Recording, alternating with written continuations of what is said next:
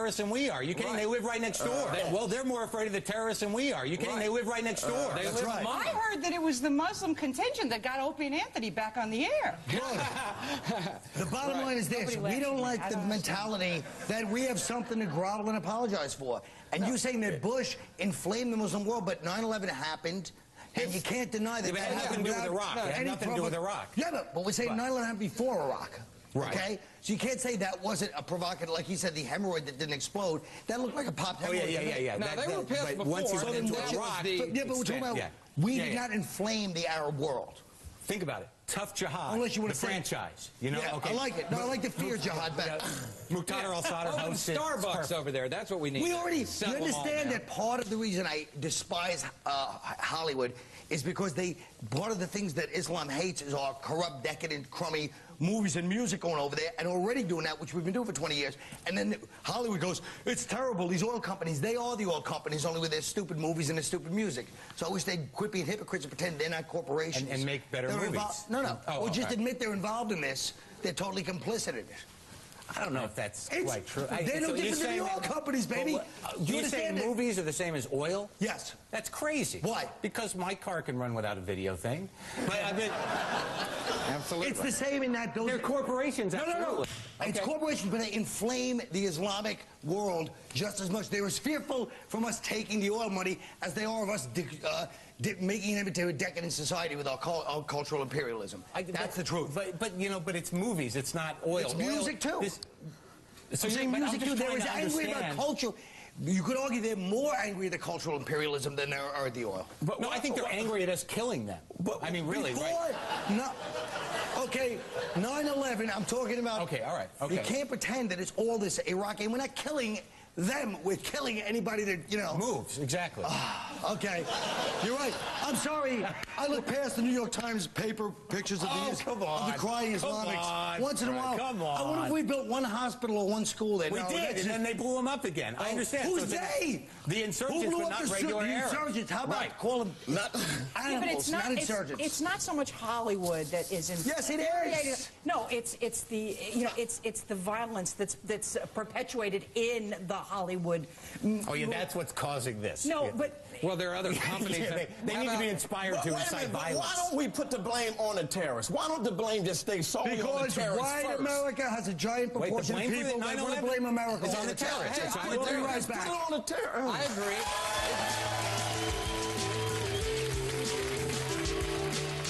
Yesterday, Tough Crowd and Singular Wireless asked you this tough question. While attending an all-boy high school, George W. Bush excelled in which sport? A, cheerleading, B, baseball, or C, golf?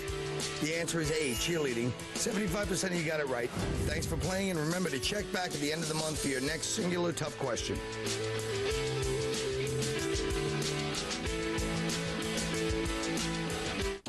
Them more than ever. Recruitment is down, and there are thousands less police than 4 years ago. Now comes a proposal to spend $600 million for a football stadium in Manhattan. That's the wrong priority. Paying to build a police force is more important than paying to build a football stadium. Say no to the West Side Stadium.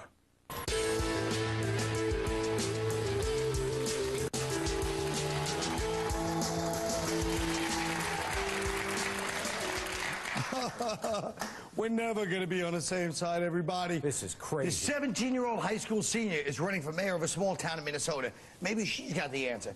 She decided to run after she found out there was only one other person on the ballot. Her campaign slogan is uncorrupted by years of experience, which is probably also going to be the name of her website in 2 years. And, wait, uncorrupted? It'll be just like having Jessica Simpson as your mayor, right? Right. You know, a tornado's coming to the town. What do? Go to the mall? But look at that. Look at that slogan, uncorrupted by years of experience. That was the second one. The first one was, you want a cherry?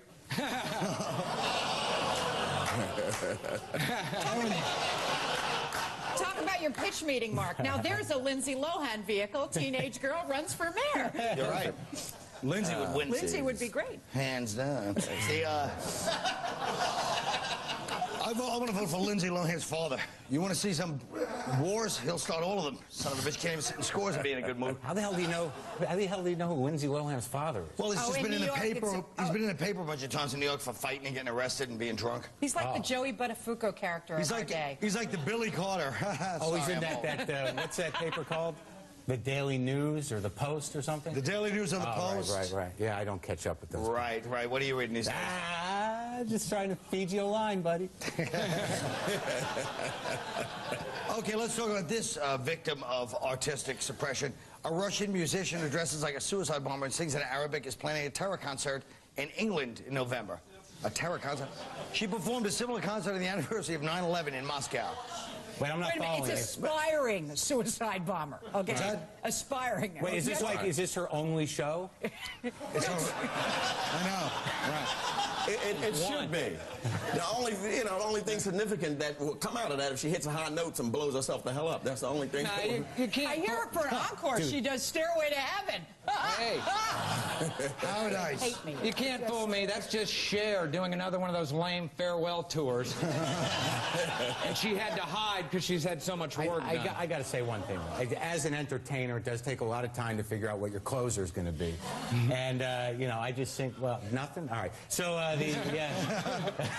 But this is it.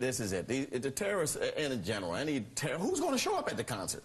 Who's the audience? Right, that's true. Right, and it's in bad taste because she wanted to do it in Russia where they just had a whole bunch of bombings like that. So. Well, she already did that in Russia. That's But is it in England? Is it a gimmick? Is it just she's just doing it for money? I mean, what? It's not. She wouldn't be the first person to. No, I think America is provoking it. Yeah. Right. The Washington, D.C. gay community plans to fight the construction of the baseball stadium because the Expos are moving to D.C. So it's going to be in the middle of the gay community in D.C., which I didn't even know they had a gay D.C. community. They do. Enough. This bugs me. What? This whole gay people need a place to go. Go behind the dumpsters and each other like you used to. It's enough. Whoa. Hey. Dude, this is a good opportunity for the two different types of macho to come together. I think they can meet halfway, maybe have some, gay-themed sports bars, pitchers and catchers. How about that? Or wait, how about He's getting very entrepreneurial today. How about a lesbian bar called The Mound? Anything? Well, definitely the Grass in the lesbians are infield. pissed. Only the gays are pissed because lesbians love baseball. That's true. Yeah, they're very similar anyway. It's enough, though. It's just too much. What we're saying is Playing there with such balls, right? It's all What the we're same. saying is there such a thing as somebody claiming this is our neighborhood? No, they shouldn't be. I guess. How do you feel? You come from a neighborhood. Is Hell's Kitchen your neighborhood? I'm from Brooklyn, but Is Brooklyn your neighborhood? well, no, but I mean, I'm saying that if you decide, well, where I grew up is my neighborhood. Okay, well, where they do whatever they do, it's their neighborhood. They're worried about strip bars leaving and all that kind of craziness. Right. They wanted strip bars. That's that big thing. We want strip The gay bars. guys or the straight gay guys? people? Gotta be gay They have guys. gay strip bars? You know. Oh. Yeah. They don't Oh, need they're gay strip bars? Who knew? gay people don't need strip bars. They're all stripping. It's Oh, and do you have to eat on television? No, he gets nervous. Whenever we talk about gays, he gets really nervous. So he's eating his way through it. Only when he's so they'll go, what did he say? Was it negative? It's true. You jackass, get some balls. Only when he's right. Only when he's on, I get nervous because he was calling me out that I won't say anything bad about gays, but I'll attack everybody else. You're so scared of being called homophobic. It bugs That's me. not it. I just happen to enjoy gay people. I have gay relatives. You enjoy gay people. How do you enjoy gay people? I think they've been a fine contributor.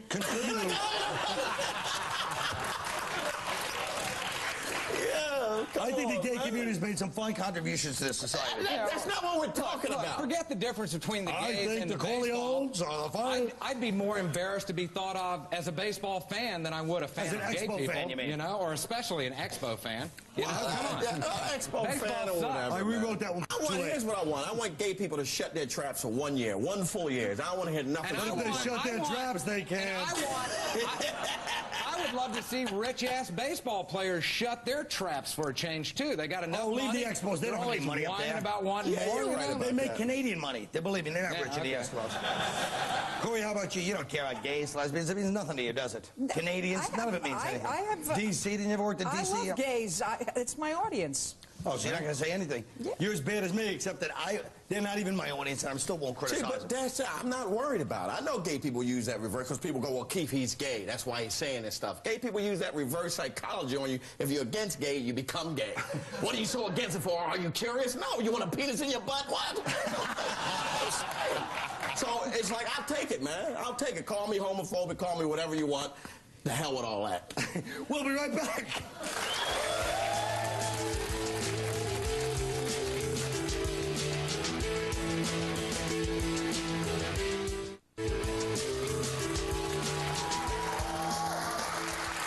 You know, sometimes it seems like we men have lost our ability to remain faithful. We get bored, cheat, get caught, move on.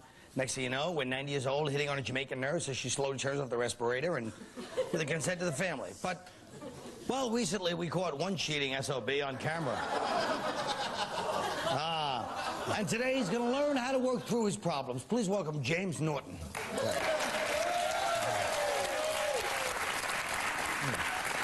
Hi, Carl. Oh, Jimmy. Jim and his girlfriend, Shauna. Shauna, step out here. There's nothing to be ashamed of. Not much. Anyway, Jim, you've been caught betraying the trust of this beautiful woman. What's the first thing you say to her? Hey, flat ass, maybe I wouldn't cheat so much if you didn't look like a Vietnamese boy from the waist down. No,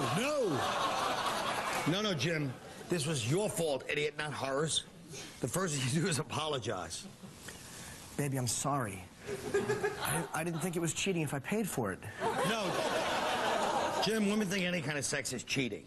Explain to her that it didn't mean anything to you, you know. Oh, but it did. You know how hard it is to find a girl who will spit in your face and call you a dirty pig? Jim, you're here to change. Honey, she didn't mean anything to me. I was on the road, I was lonely. I missed you so much, I had to get queefed on. Really? Good, she's coming around, Jim. Now you have to reassure her. Tell her that kind of behavior is a thing of the past. Baby, I'm never gonna sleep with that prostitute again. Any prostitute? Any. That's kind of bad for the free market, don't you think? Wrong answer, Jim, but you're in luck. Because Shauna also has a confession to make. Jim, I'm so sorry. I cheated on you, too. With a girl? No. Whore. You know what, Jim? It's time to put an end to this sexual depravity, this addiction. This girl has stood by you the whole time, you know? Maybe it's time to get do the right thing by her. Good. Good. Oh, my God. I love you, Shauna. Great. Baby, can we? Yes. Oh, my God. Wow. Open your mouth, baby. Good boy. Get on your knees. All right. You're going to take it. Don't blame me, ladies. This rat-faced baby Frankenstein is your creation. That squealing tableau behind me represents everything you want a man to be. Gagged on all fours, addicted to you. I hope you're proud of yourselves. There's a sink. I need to wash my hands. We'll be right back. Down, boy, down.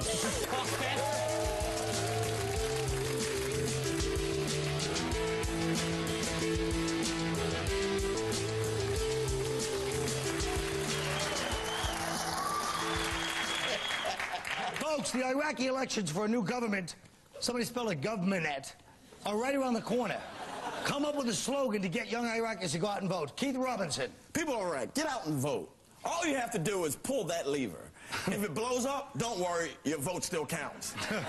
Besides, if you don't vote, we will set Saddam free. All right, Charles Viracola. Who are we to tell other countries how to vote after our last election? But if we have to, it'll be easy to get young Iraqis to go to the polls. Just tell them that there are 100 virgins waiting in the voting booth for them. That way it'll be just like when we vote here in America. They'll be getting too. Cory Kahaney. Okay. I wrote this with some Catskill comedians, so just take that into consideration. Let the Shiites eat Shiite. Tell the Sunnis to sue me. Send your father's bath party down the drain. We're voting to build a new Iraq. Marc Maron. All right. Vote. It's a matter of life or death.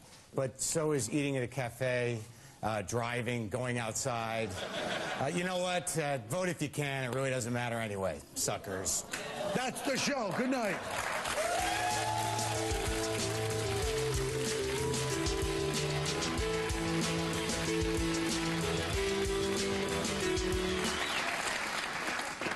A couple quick questions for you.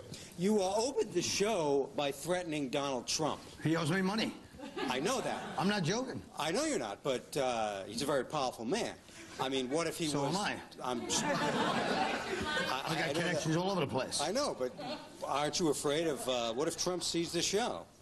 Then maybe he'll send me a check and be properly shamed and cough it up.